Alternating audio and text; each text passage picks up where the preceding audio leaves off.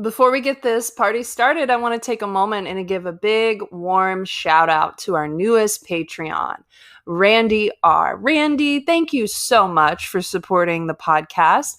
I am sending you a virtual hug right now, right at this moment. I hope you can feel it. And if you are interested in getting your very own shout out on the show, plus live virtual classes taught by yours truly, podcast stickers, and a love note, please consider supporting us on Patreon. You pay what you like. The link to that is in the show notes, and I hope you enjoy this upcoming episode.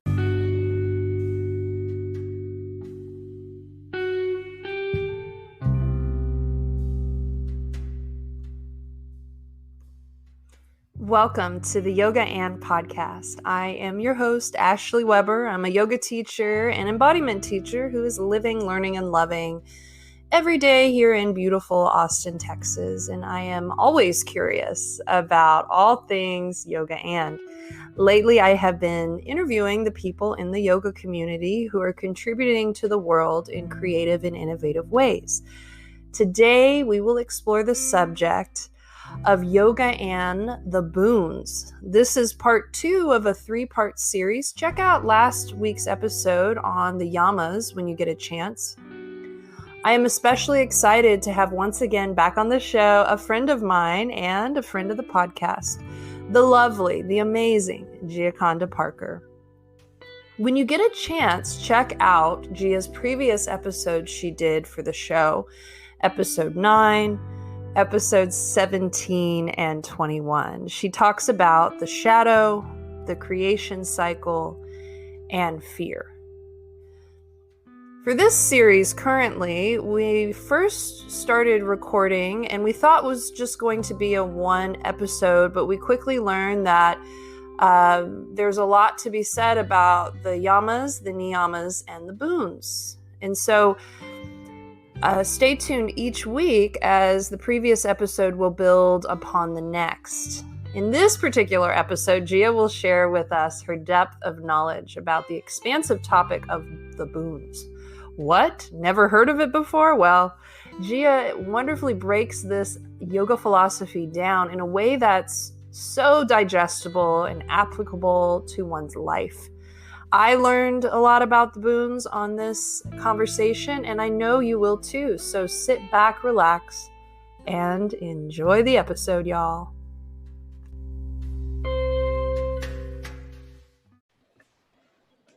Joining us on today's episode is friend of the show. Check out her other episodes she did with us when you get a chance. Last week, we talked all about the Yamas.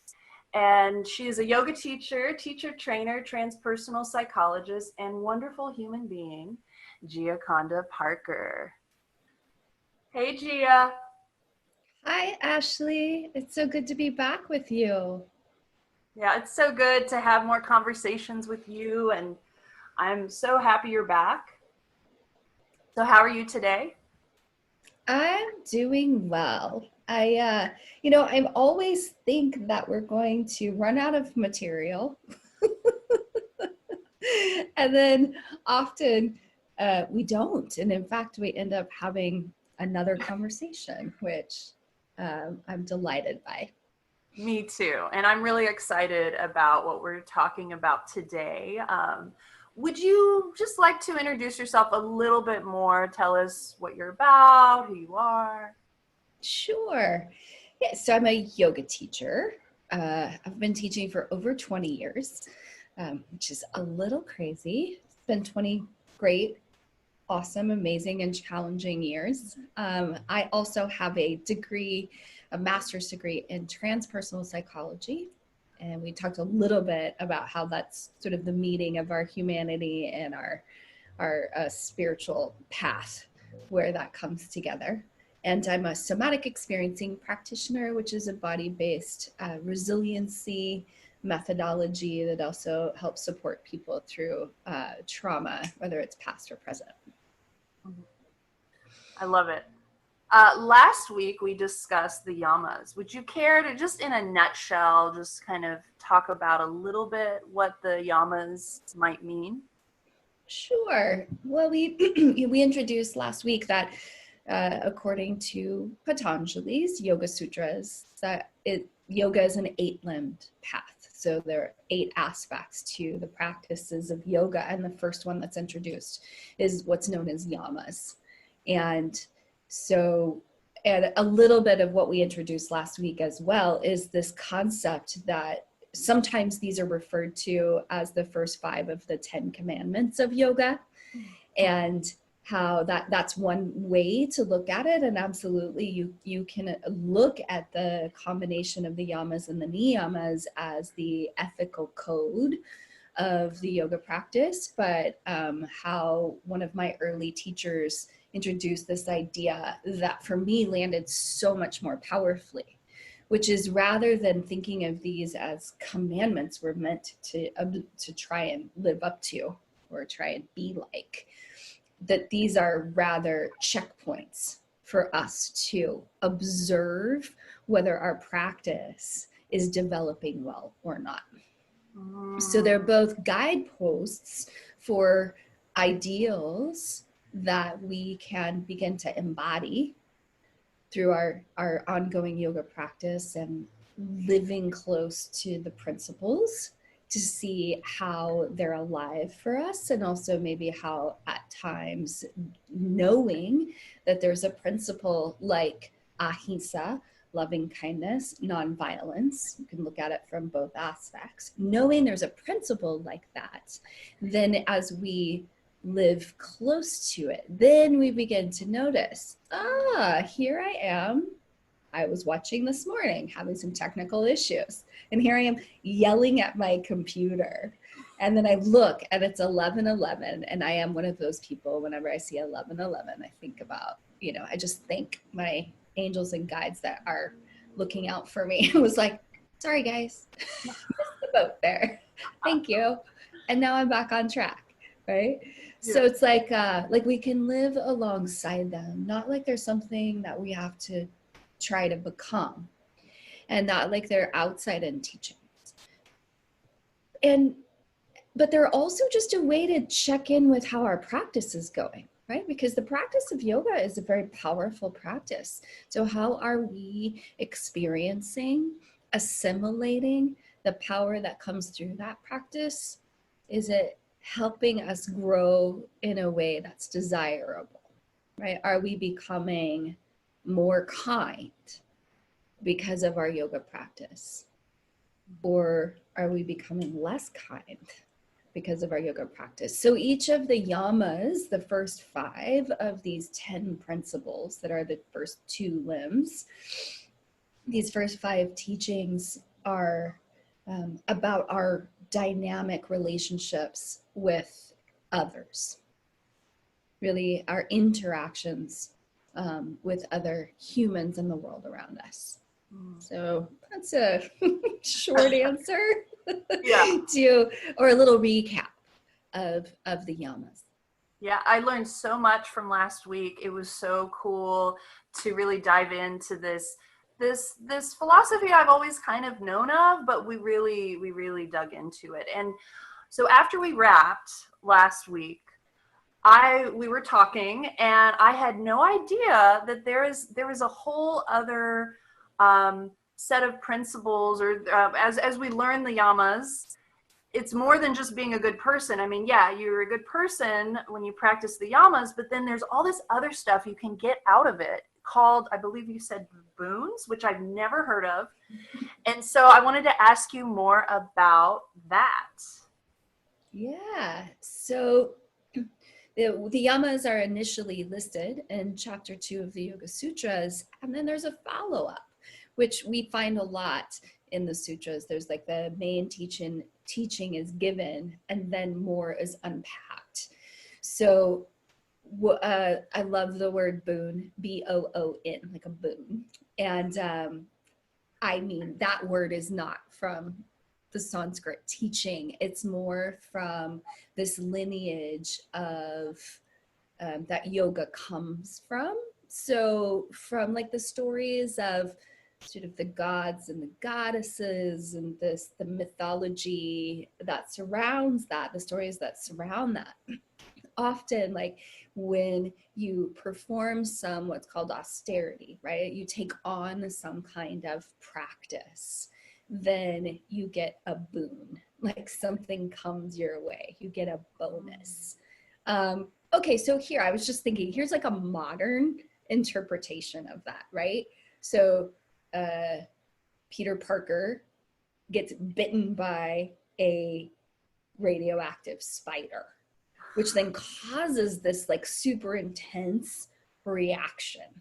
And he now has to live as Spider-Man. But the boon is he's Spider-Man, right? So he can like do these webs and he becomes the superhero.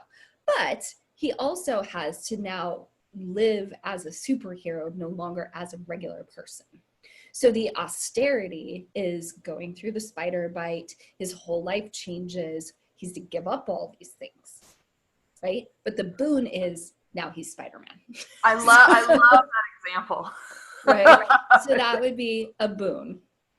And so when we look at the yamas, what we see through the teaching is not only is there the initial principle, but when we follow the principle, according to Patanjali, then we gain these boons, these outcomes.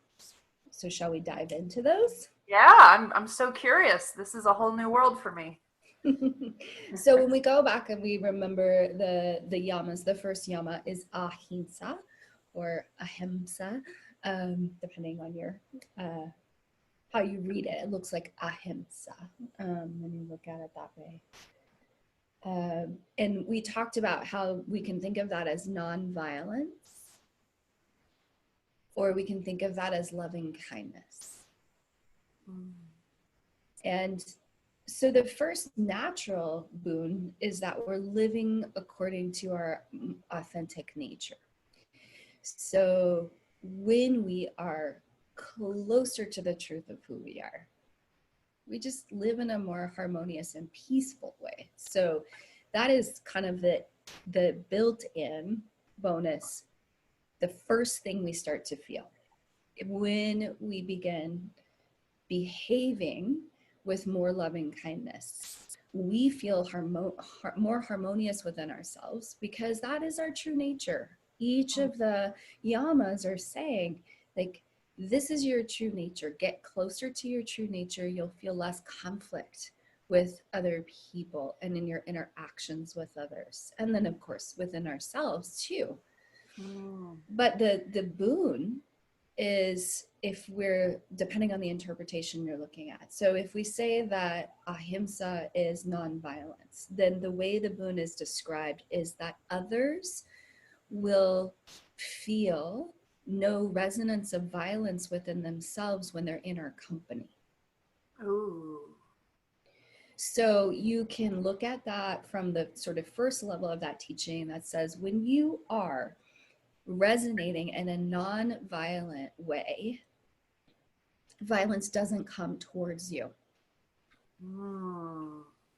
And others who might have more of a conflict-centered presence in the world, when they come into your presence, into your energetic field, there's nothing in you that meets the conflict in them.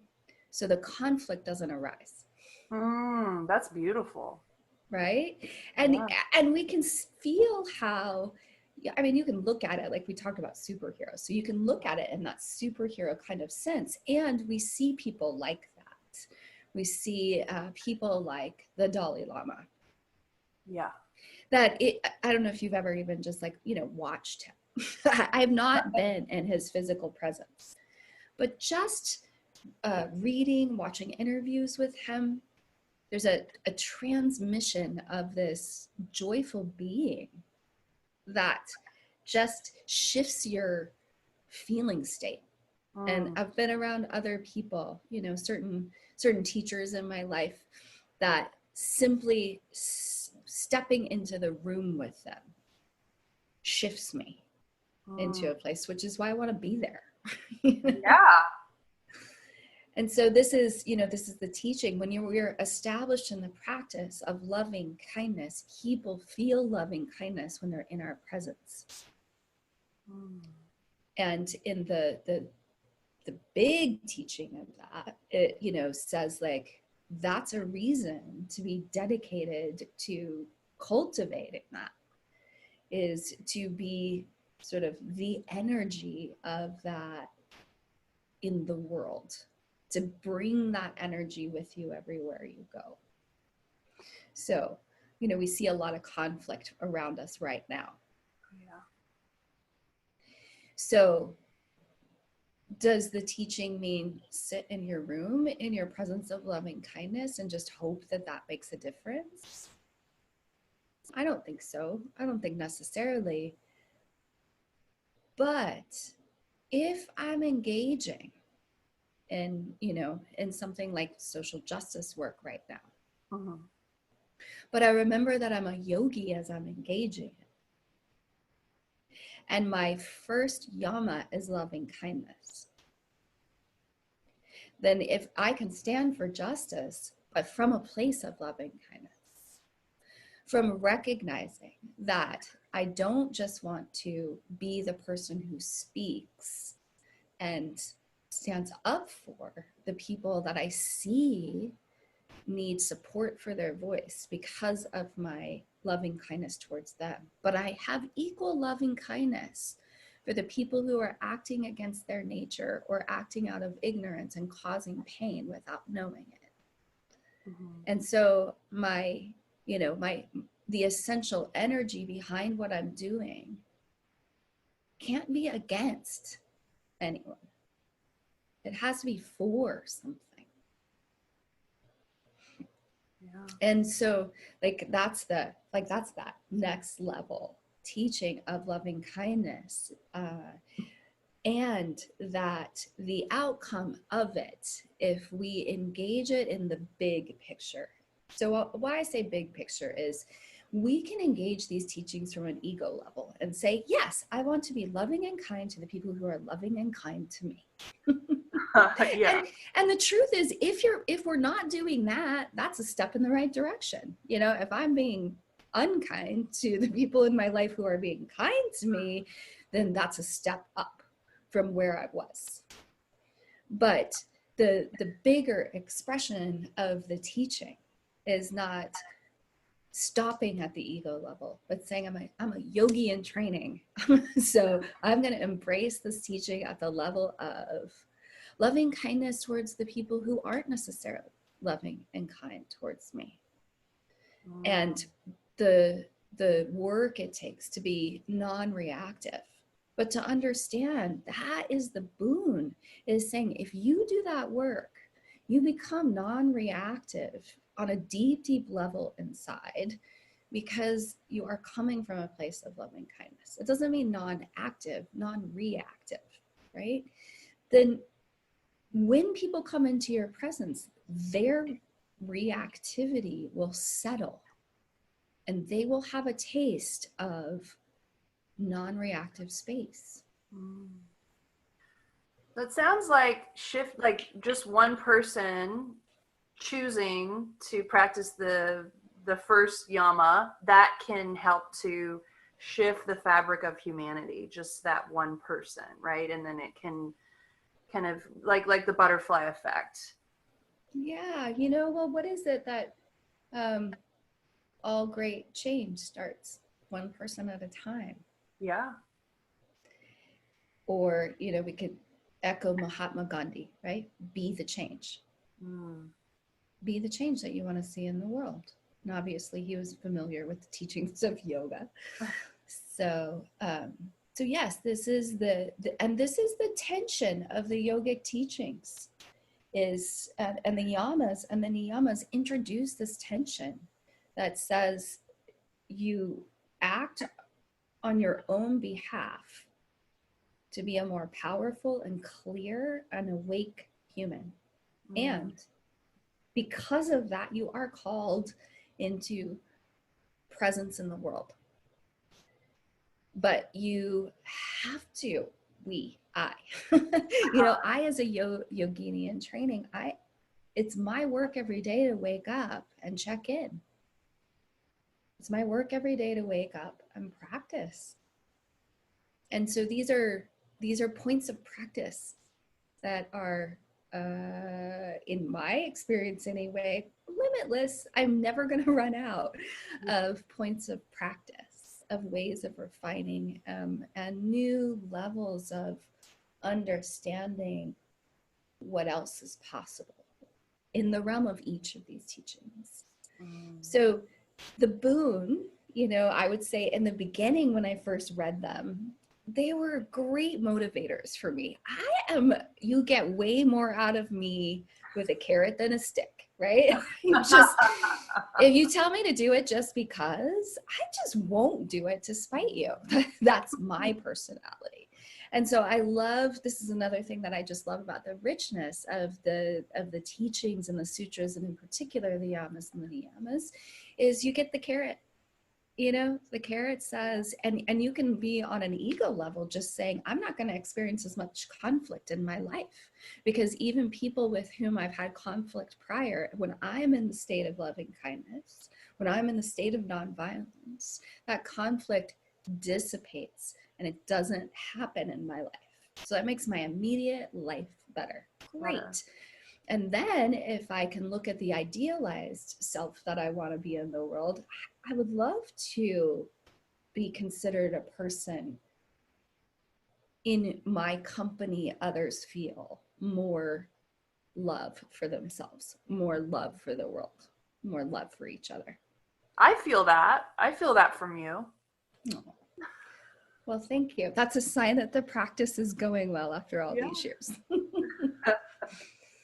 Yeah, so that's the boon for the first one. So, and we also talked about last week how the first one is sort of the cornerstone teaching, and then all the other teachings come to support that. Mm-hmm. Shall we dive into the next one? Yes, I would love to. All right, so the next yama is satya, which is truthfulness, and also authenticity, right? Expressing ourselves more authentically. So truth and integrity are part of satya.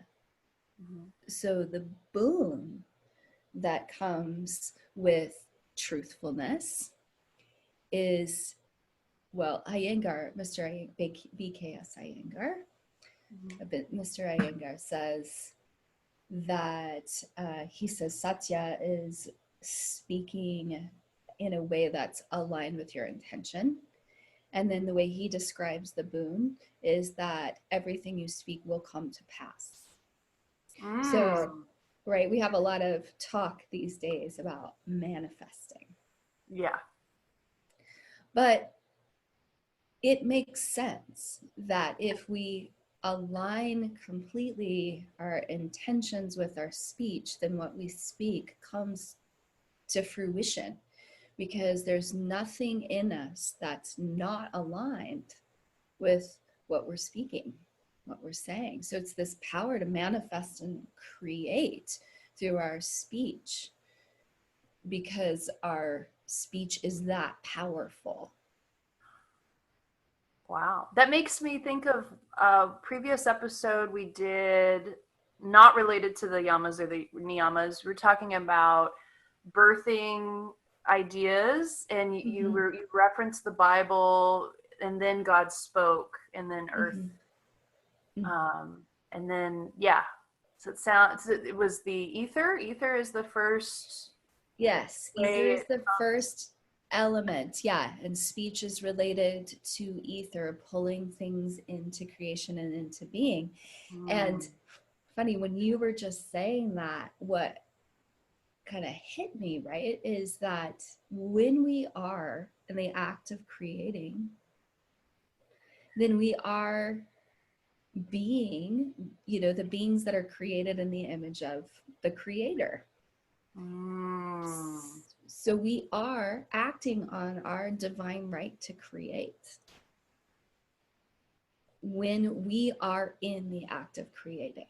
And I think that's part of why we feel such a rush, such a flow when we're in the creative process, whatever creative process it is for you, and all humans are creative beings, because hey, we're in the process of creating our own lives all the time, right? Yeah. And creating sort of the reality that we live in.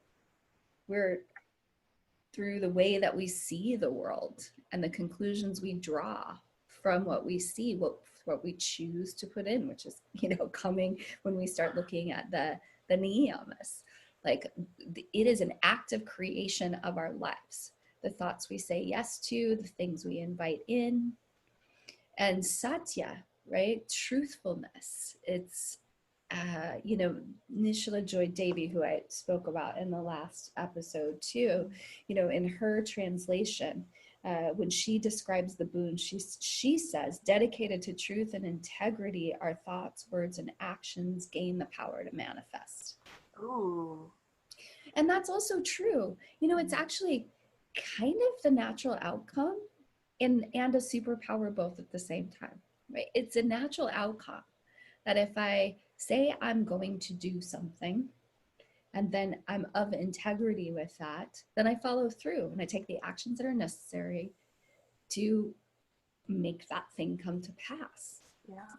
And I will say, not to interrupt you, but to your point, the first one, the love and kindness, when you're talking about less, basically, essentially, there's less chaos, less drama in your life.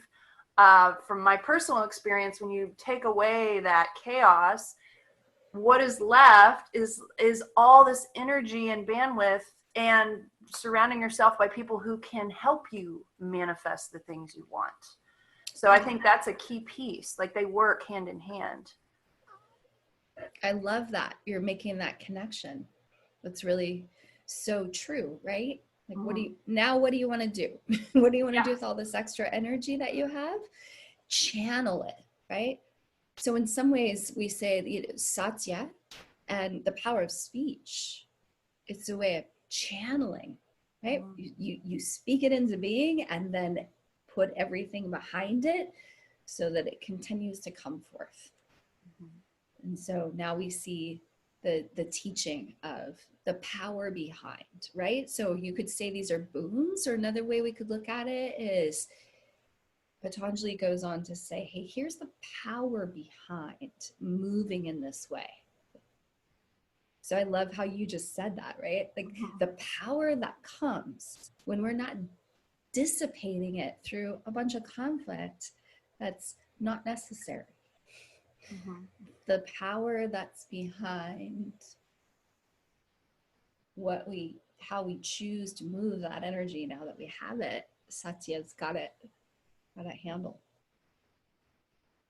I hadn't really seen that before, so that's really cool. Oh, cool. It's been a big part of my adult life, is like coming to terms with like letting go of drama and then letting that energy feed me in a better way. So very personal. And that's what's so cool about these two, right? They're general principles, but they come to life in an extremely personal way once we engage them.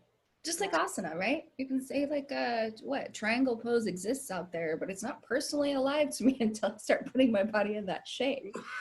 And then seeing what is this shape for me? Yeah. So similarly, we've got these dynamics that when we interact with them personally, they create. They create and they channel. All right. Shall we talk about asteya? I can't wait. Yeah. So asteya, we would say, remember, when we put an A at the beginning of something, it becomes the opposite. So non-stealing. And then we also talked about how non-stealing, if we were to frame it in the affirmative, in the positive, it would be this feeling of generosity, right? Rather than wanting to take something from you, I have a feeling of being open to share what I have generously. as the affirmative practice. And so one of the translations I was reading last night said, we abide in astheya, non-stealing. The true gems of the world are bestowed upon us. Ooh. And I thought that was really beautiful. It's an invitation in a certain way to understand what's truly of value. Right? And then there's some translations that say, when we abide in non-stealing, others bestow gifts upon us, and we are trusted with things of great value. So like there's lots of different ways to look at what this teaching might be, but you know, it is kind of true, you know, that if you're around someone who doesn't feel like they want to take what you have, then you're very open to share. And that's not just money, right? Because we talked about like non-stealing and the idea of the depth of knowledge that we have and being willing to sort of freely share that versus hanging tightly onto it and wanting to protect it. And so there's that flow that can be there. And then when we look back at what Nishla Joy Devi says, she says, abiding in generosity and honesty, astheya, material and spiritual prosperity is bestowed. So, you know, here she's saying, you get both. Right? I've been in this open inquiry with myself for a good 20 years now, in really wanting to understand this idea of wealth. And you know, we live in a culture that has historically emphasized, perhaps overemphasized, wealth as being the amount of money and material goods that you have. Definitely. Right? And then in my sort of transpersonal studies, looking at, you know, different cultures and how, like, in some of the Native American traditions, you know, you showed your wealth by how many blankets you had. You know, all these different things, or, you know, some how many wives you have. I mean, ooh la la. I know. I'm like, well, personally, I think that having a lot of wives could also mean more challenge, but Yeah. thinking of myself and multiplying me times 5, that could bring all kinds of things. But all kidding aside, right? This idea of wealth, like what is wealth? And, you know, having been a yoga teacher for a long time, obviously just material wealth is not a huge motivator for me, or I would have gone into a different, potentially more monetarily lucrative career. But I remember one of my friends reflecting to me at one point. She's like, you get a lot, you know, you have a lot of freedom and creative expression. Your work is to dive into something that you love studying anyway. You have. And I, you know, I reflect on this now. I have depth in many of my friendships that I am so grateful for. And a lot of that is the friendships that I've developed through teaching yoga. And so it's, you know, it's redefining wealth. And it was a good reframe for me in a time when I was still judging the sort of, you know, the fruits of my labor, judging those through the lens that isn't really the lens that I want to judge wealth through at this juncture. And again, I think during these very interesting times that we're in, there's a lot of us who are beginning to sort of rethink that model. Yeah, totally. different, the values are shifting. Mm-hmm. You know, health is your greatest wealth. I think we all kind of really value our health right now more than maybe other years. And yeah, and I mean, I look at Hollywood and I'm like, what's going to happen to y'all's multi-million-dollar homes? And you know, Mm-hmm. yeah, everything's just shifting on its head, and it's pretty wild. Yeah, for some folks, I think the desire for material wealth is wrapped up with the idea that it gives us some sort of stability in the world. Now we're like, turns out the world can be turned on its head in any moment. Yeah. And in like you're saying, and then all of a sudden you're like, wow, it doesn't matter if you have all the money in the bank if you don't have your health. Or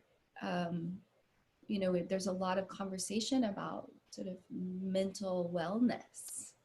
And I know for me personally, I am extremely grateful for the relationships I have that I can rely on. Mm-hmm. The people that it's not just out of convenience anymore, because it's not convenient to see anyone or to communicate with them in the way that it used to be. And so, I've learned to deeply value the people who will pick up the phone and call me, or reach out and say, hey, do you want to have a conversation on my podcast? Or, like that is, and that is in many ways based on mutual generosity, right? Letting go of this idea of wanting to take, right? Yes. So that principle of non-stealing, or just feeling no need to take anything from anyone else, but instead to have that flow of generosity from within. That when we have that we have, the true gems arrive for us, the true gems of life. And it's kind of a superpower. Like, you could think of it that way, and maybe it's true that material wealth follows. We'll see. But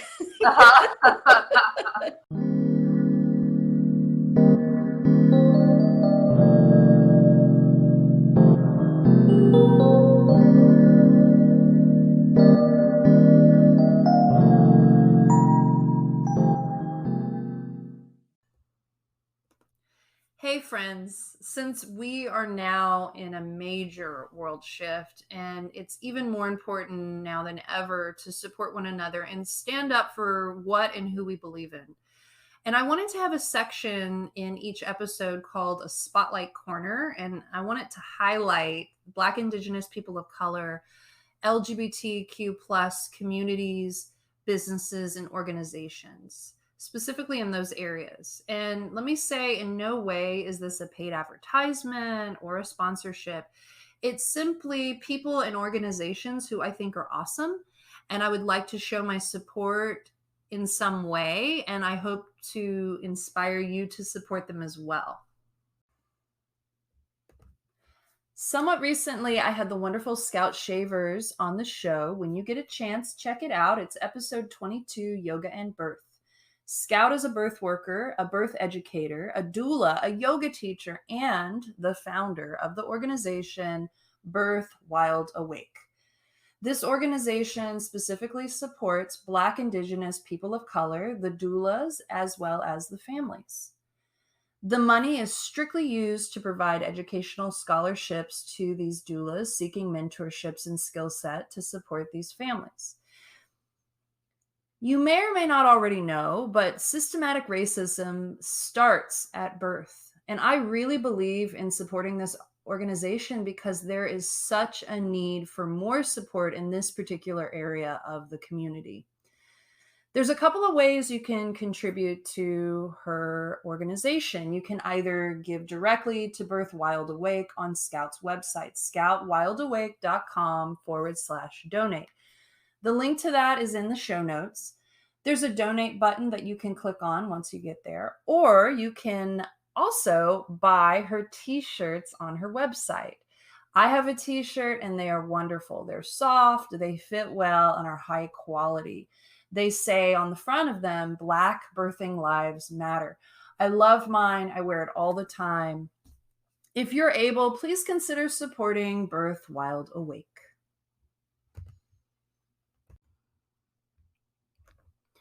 Oh my goddess, you guys, I am a podcaster now. And if I would have known that making my own podcast was this easy, I would have started so much sooner. So take this as your official invite for Anchor. I use it for my podcast because it's the easiest way to make a podcast and it's free. Yes, free. There's creation tools that allow you to record and edit your podcast right from your phone or your computer. So easy. Anchor will distribute your podcast for you to all the major platforms, Spotify, Apple Podcast, and many more. This has been by far my favorite hobby. And did you know you can also make money from your podcast with no minimum listenership? Anchor is everything you need to make your podcast right at your fingertips. We all have a story and something to share with the world. If you're curious about the medium of podcasting, I totally encourage you to download the free Anchor app or go to anchor.fm to get started. Anchor is spelled Anchor. I don't know if it's like, it's generosity, but it's also gratitude. I've been doing this thing this year, and you mentioned superpower, and I might have mentioned it to you before, but it kind of has to do with what we're talking about. And this was before the pandemic started. I would notice, like, I was at a cafe once and someone just like gave me half of their sandwich. I don't know. We were talking and then it was like, here's my vegan BLT if you want. And it started like that happened like a few days in a row. Like I was just getting free stuff randomly, like drinks or, like a coffee, nothing big. But I started to think, this is interesting. And I have on my little iPhone, I have a notes, and all the gifts that have been given to me, I record every single gift. It could be, someone made a mask for me, for the pandemic, just to be nice. But what is so weird, and the reason why I wanted to do that was I wanted to be more grateful for the small stuff. And it wasn't like, oh, let's see what the world's going to give me. But I was just curious, like why I was getting all these random free things. Like a few days, I was curious. Well, what happened was every time I would acknowledge whatever little gift of generosity was given to me, I would get more. And I would get like kind of weird out of the blue gifts that I swear other years I wouldn't have gotten otherwise, like had I not acknowledged. So I don't know, I think it's more gratitude, but it is kind of a superpower. I've been starting to feel like acknowledging the generosity. You're asking the world for more generosity being thrown at you, I guess. So anyway, highly recommend that. Yeah. Being in the flow of receiving too. Yeah. Right? Well, and that's been a really hard thing for me over the years, learning how to receive. And that's why I love yin yoga. It taught me how to receive. And so that was also part of the practice, was receiving these gifts. I love it. As I'm listening to you, I'm just feeling something open up in me to let in even more, like all the gifts that really have come my way. And I was remembering, and I had already forgotten it, last year when I got to go to Kenya, and we were in Nairobi, and we went to visit some of the people that we met there through the Africa Yoga Project, and they're living in an area that they referred to as, slum. And going there and really having two experiences right next to each other. One of them is just so surprised at the lives that people have created inside of just this tin box with a dirt floor. Wow. And this woman, she had a double. So she had the luxury size version of it because she had 2 rooms, just sort of separated by a little, like a metal container in between. And she also had these feed sacks on the wall. So it was like a real luxury suite. And she had old suitcases that were their closet, like old suitcases where you'd open them up and that's where the clothes were. And again, a luxury because she actually had more than just the clothes that she was wearing. And it was such a sweet home. So having that piece of going like, oh my God, when I go home, I am never going to forget like how much I have in my modest little tiny house. So much. Running water. Refrigerator, like just so the things that we really tend to take for granted if we've had them our whole lives. Simultaneously, I just was so blown away by her generosity and kindness and how much love was in that house with her 2 daughters. They were so, like, she just glowed looking at them. And you could tell, like, they knew each other because they lived in one room together, But it was like the depth to which she knew her daughters was how much she loved them and how like she would watch them and she would lean over to me and be like, wait a second, watch, the little one's being quiet right now, but you give her, just watch, she's going to find her moment to shine. And just feeling like, wow, like that is so much wealth to have a parent that knows these 2 individuals so deeply and absolutely recognizes them as the beings that they are. And I was like, man, so in some ways, and I was contrasting that with thinking about sort of, my experience growing up, being able to go and shut my room and be in my own space and not be seen because I didn't want to be seen. And, and also just look at there's a big gap between who I am and who my parents perceived me to be. And realizing that in the midst of the, and especially this idea of non-stealing, that was the other thing that was amazing is one of the guys who was with us through the whole 10 days grew up in the same neighborhood, same area. And he said that as a kid, he felt extremely safe because, and also kind of disciplined because he was like, if you're a kid in the neighborhood, everybody's parent's your parent. Oh, wow. So there's no babysitters, but if you're out in the street, like all the adults have eyes on all the kids. And, so this, this same thing, that like sort of generosity of, they help each other out with food, even though the food is very limited.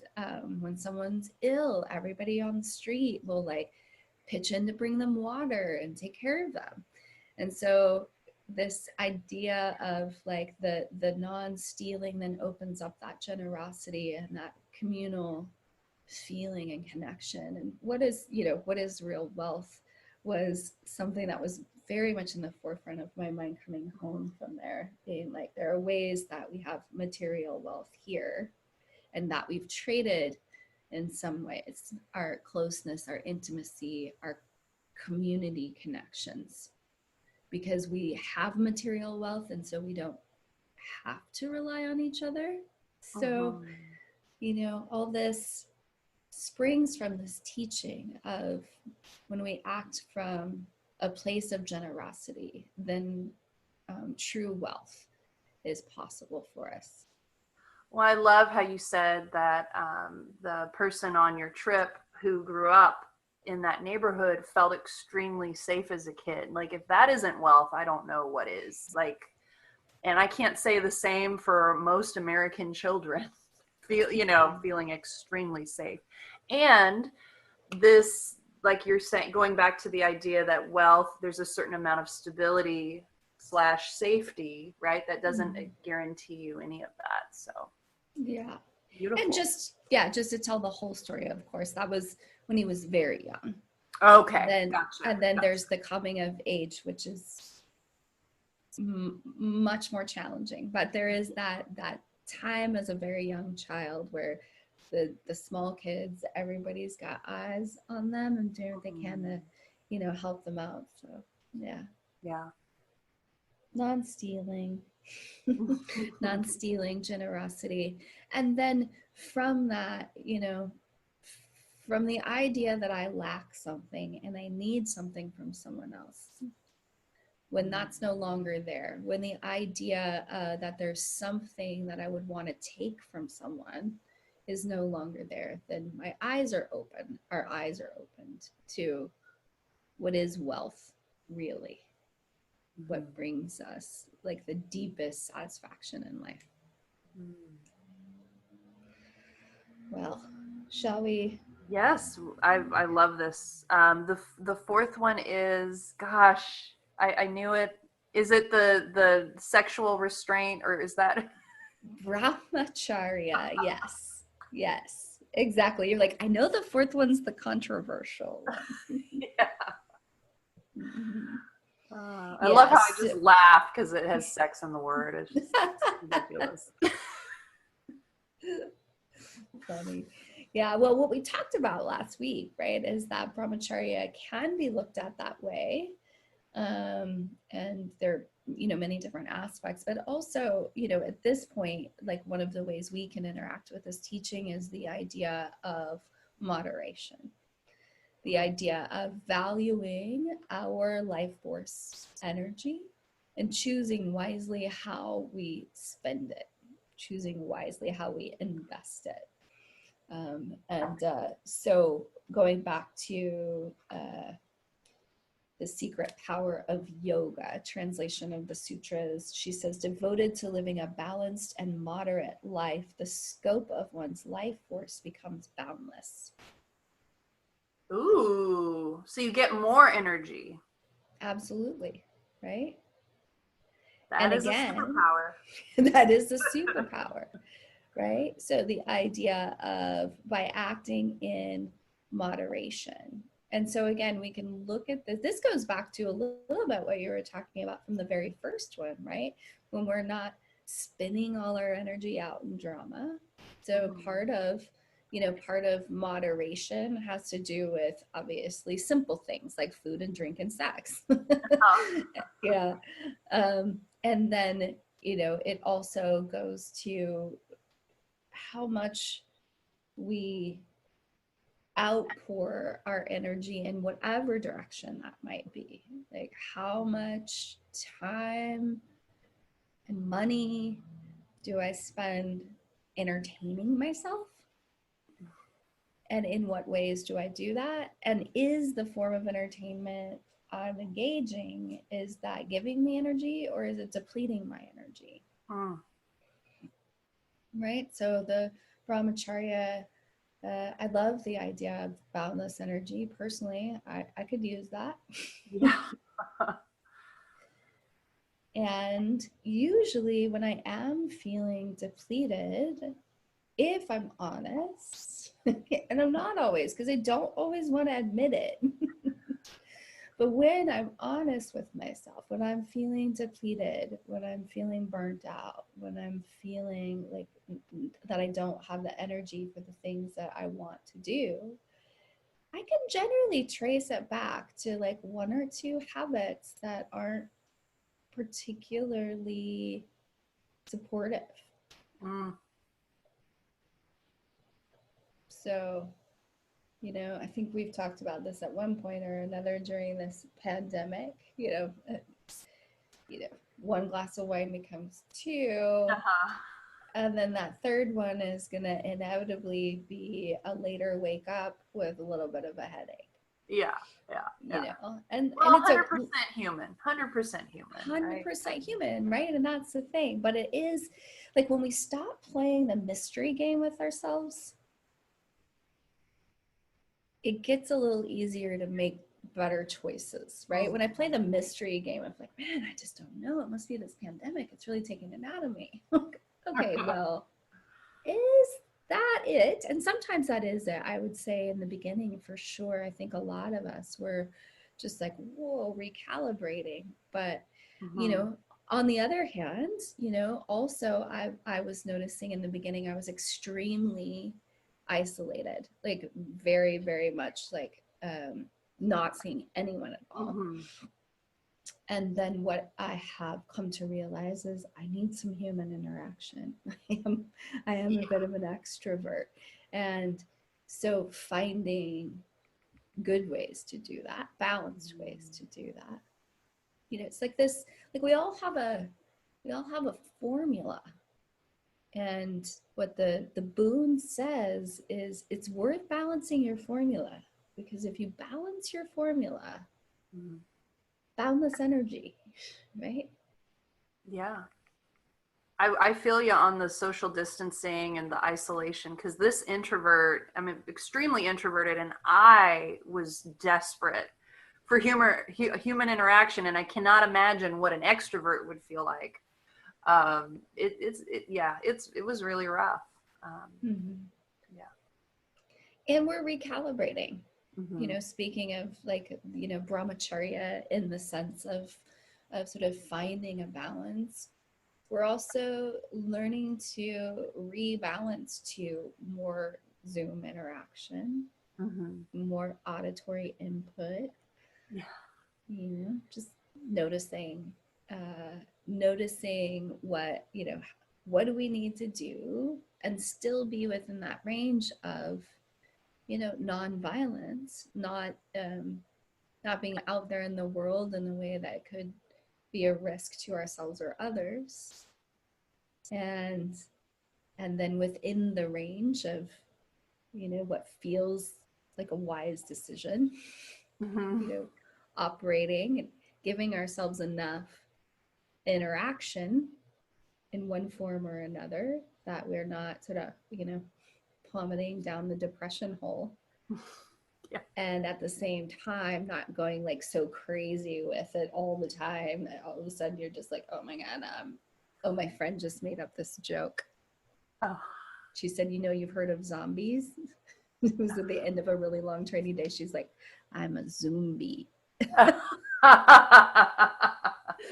That's a great way to put it. Yeah.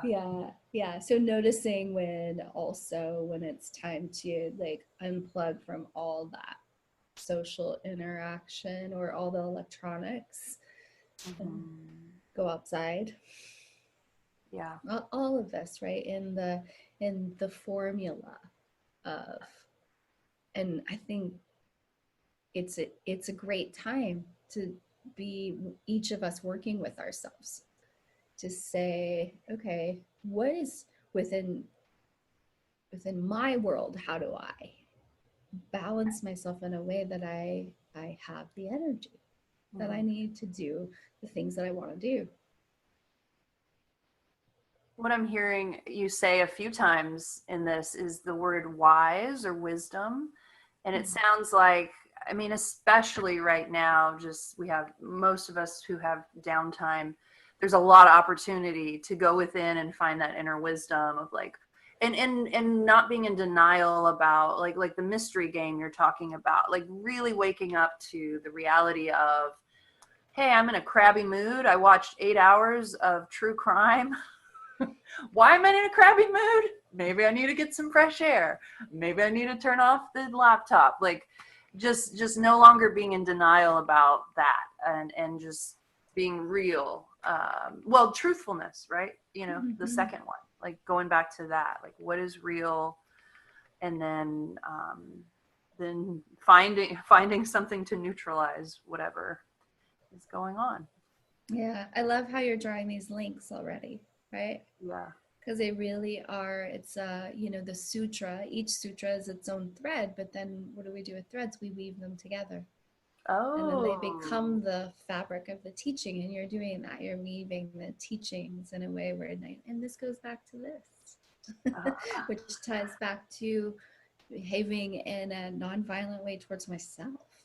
You mm, know, because we can all fall into that sort of indulging habits that are we call it self-care sometimes. Mm-hmm. And there are things that absolutely are self-care. And a little bit can go a long way too. Yeah. So the very show that is a great distraction and helps you just unplug from the drama of the day and feel a little joy or connection, because the people are almost like your friends now. Yeah. Yes. Where an hour or two of that might be great, and 8 hours of it, it's generally not. Little bit excessive. Unless it is. And how do we know? Well, watching our energy. Totally. Yeah. Yeah. Interesting. Because as we're having this conversation, and I don't know that I've thought of it this way before, but in many ways, brahmacharya is the yama that speaks to personal responsibility. Ooh, I love that. I love that word, that phrase, personal responsibility. Mm-hmm. Like taking personal responsibility for how we manage ourselves. Yeah. All right, and then we've got the last one. Ooh, already we've come to the last one. Already we've come to the fifth. Yeah, so the fifth one is aparigraha. So non-grasping is often how this one is described. And we talked about the non-grasping. A positive expression of that can be the recognizing the abundant nature of the world. So recognizing abundance versus living in lack or living in scarcity. The scarcity mentality. So aparigraha. And so I love how she describes it here in The Secret Power of Yoga. She says, acknowledging abundance, we recognize the blessings in everything and gain insights into the purpose of our worldly existence. Yeah. So recognizing the blessings in everything allows us to gain insights into the purpose of our worldly existence. So this idea that when we're not grasping for something. So the physical act of grasping is a closed hand, right? And so when we're grasping after one thing, right, we're just single pointed on that one thing. And so not recognizing the abundance that's around us, and anybody who's listening, who's a human, has had this experience. I know I have. Yeah, me too. Of being completely focused on the one thing that I don't have and that I desperately want. That's all I feel is the lack of what I don't have. And in the moment of letting that go, so often it comes when you let go of trying so hard to get it. So the grasping. Yeah. That makes me think of the very first one we were talking about, how if we're not like the love and kindness within, and we not only create that in our own lives, but people in our own lives feel it when they're in our presence, like attracts like. And so it would make sense what you're saying, like if I'm grasping, you're gonna, in that desperation feeling, you're gonna attract like that, like you're it's more of what you don't want, is what it sounds like. That real graspy nature. Yeah, it also, like, it's like we just narrow our vision so much when we're in that place. Narrow our vision so much that we're not able to really see the bigger picture, I think. At least that's been my experience. That's a great way to put it. Yeah, it's like the blinders are on the sides of the face. And yeah. So when we can establish ourselves, right, watch the things that we grasp for, and instead shift into more of like, it's not scarcity. There's enough for everyone. Right? I think it's really interesting that she says we gain insights into the purpose of our worldly existence when we're in a non-grasping mindset. What do you think that means? Well, like going back to you're saying it can narrow your vision. Like if you're focused on that one thing you want, then you're maybe missing the point of being a human on earth. In my opinion, is we're here to make the world a better place. We're here to be of service of other people. And if there is, it could be anything. It could be a material object. It could be something you're focused on. The world's so much bigger than that one thing, so you're losing sight of what's in front of you. For instance, I know for myself, I've missed opportunities because I've been fixated. My mind's somewhere else, thinking of the thing in the future, and I'm not in the present. Maybe I'm in a room full of people who can help me with my goals or help me with a project, or I could help them with a project, but I'm not present enough to acknowledge that because I'm thinking about a speedboat or something that I want. I don't know. I don't want a speedboat. I want a Land Rover someday, but that's about as crazy as I want. Yeah, I love that. That's why I always stop whenever there's a big phrase like that, the purpose of our worldly existence. And I learned to really remember to do this from some time with my teacher, Manorama. She's one of my teachers. And, she will always pause at these big concepts like this and be like, maybe sit with that for a while. The purpose of our worldly existence. So I've been thinking about this one for a little while. And for me, at this juncture in my life, when I remember, what I'm up to in the world, I'm not really here to even be a yoga teacher, build a career as a yoga teacher, write a book, or any of these other, things that I want to do and that I have the impulse to do. But under the impulse to do that, I think is like that for me, that impulse of life, which is like, what am I here for? Am I here to remember my true nature? Right. And so am I going through all these, not just going through the motions, I mean, living my life, but living it in a way that I remember, oh, right.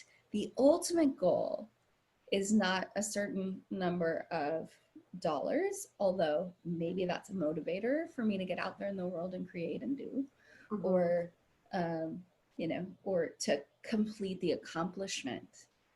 But it's actually that like the journey is the destination. I love that phrase so much. I didn't make it up. I just love it.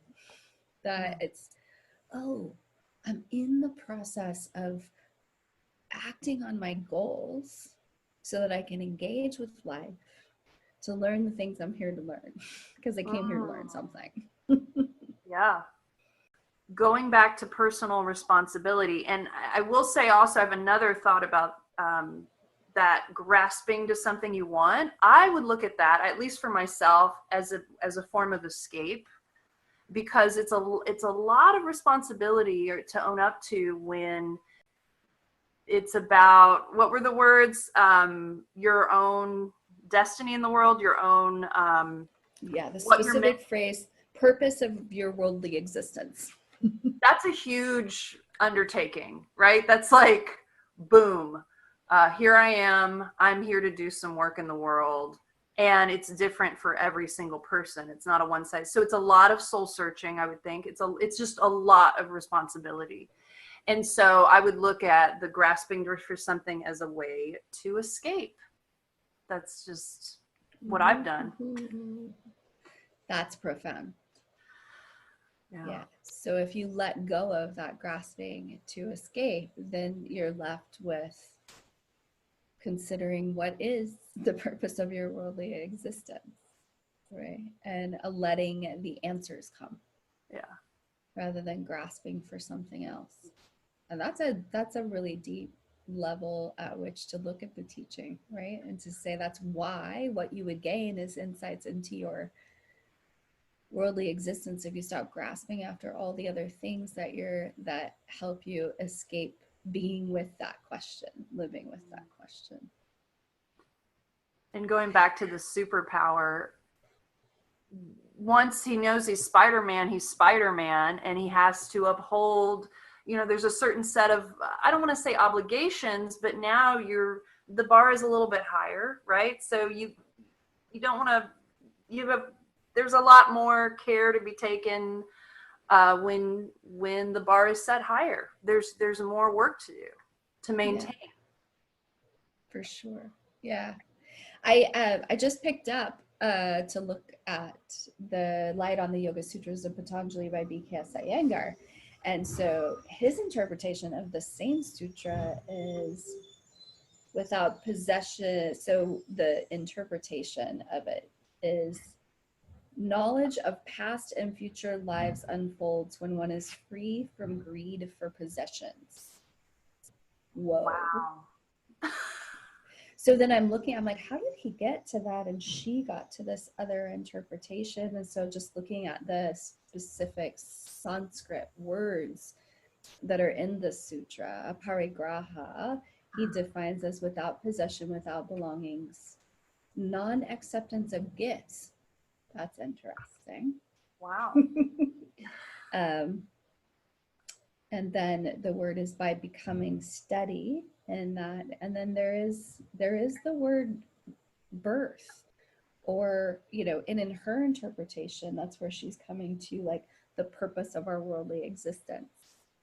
And he's expanding that to saying knowledge of past and future lives. So he's extrapolating not just this one, not just this lifetime, but if you free yourself from the grasping for material possessions, then it's like that existence, there's a similarity. So this is why sometimes if our listeners, if they're interested in diving deeper, it can be very interesting once you work with one text for a while, then to introduce another and start to go, oh, okay, so the common factor is this idea of the purpose of existence. What are we born for? And so they're similar. We can see the similarities, but very different. Knowledge of past and future lives unfolds when one is free from greed for possessions. Now, here's another interpretation of this one that I've heard, that the boon for non-grasping, the thing you get with non-grasping, is that you are trusted with people's greatest possessions. Ooh. So there's also that idea that when we have the non-grasping attitude in our lives, and we're not trying to get anything, then we find ourselves in the company of all that we're not grasping for. Ironic, but not ironic. Ironic, but not ironic. Yeah. So that's sort of the, those 5 teachings and what they bring, what they can bring. So we have establishing ourselves in an attitude of loving kindness. People feel loving kindness when they're in our presence. We have that when we are aligned in word, deed, and action, what we speak comes to pass. We have that when we are established in non-stealing, right? Or really when we're established in that attitude of abiding in generosity, that the true gems of life reveal themselves. We have that when we are devoted to living in a balanced way. We have boundless energy for the things that we want to do. And the final one is that when we acknowledge the abundant nature of the world, we let go of grasping. We see the blessings that are in everything, and we understand the purpose of our worldly existence. Sign me up. It's a good list. Yeah, and if anyone wants the specific sort of reference for these, the sutras are listed in 4 books, and the yamas and the niyamas are in book 2. And then specifically this listing of what the sort of boons are starts with Sutra 235. Oh. And goes through Sutra 239. Nope, 240. Yeah, because there's 5 of them. So 235 cool. To 240. Yeah. Cool. And I'll link that. I'll type that out in the show notes as a reference. And I'll also, the books you reference, add that as well. And and also all your info. Do you have anything going on in the next month or a few weeks that you want to let us know? I've got a few things that are coming up. So I have a sequencing workshop for yoga teachers. It's going to be on October 3rd. 2 workshops. It's online, so anybody who wants to can participate. And that's up on my website. And then I've also got a workshop. It's on the Sunday after Thanksgiving. And it's on the history of yoga and the teachings of the koshas, which is sort of the layers of our being. So we'll be unpacking the history of yoga and yoga philosophy, understanding how we can relate to that. And then, so that's on, that is on the day after Sunday after Thanksgiving, November 29th. Nice. All right. Thank you so much, Gia. And I look forward to our conversation for next week. Sounds good, Ashley. Talk to you soon.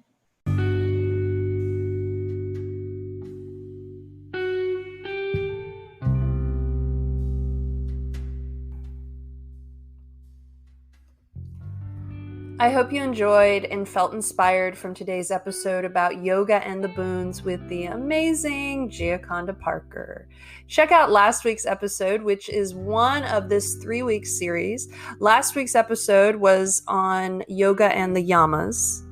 Stay tuned for next week's episode, Yoga and the Niyamas, as Gia will continue this conversation of Yamas, Boons, and Niyamas. I really like the way she explains such a complex subject and makes it accessible for us to apply to our regular lives. If you would like to connect with Gia, all her contact info is linked down in the show notes. If you liked what you heard, please share with your friends, and please consider joining our Yoga and Podcast Patreon. There are great member perks such as shout-outs on the show, virtual yoga with yours truly. We even send you love notes filled with stickers when you sign up. You can find out more in the show notes as well.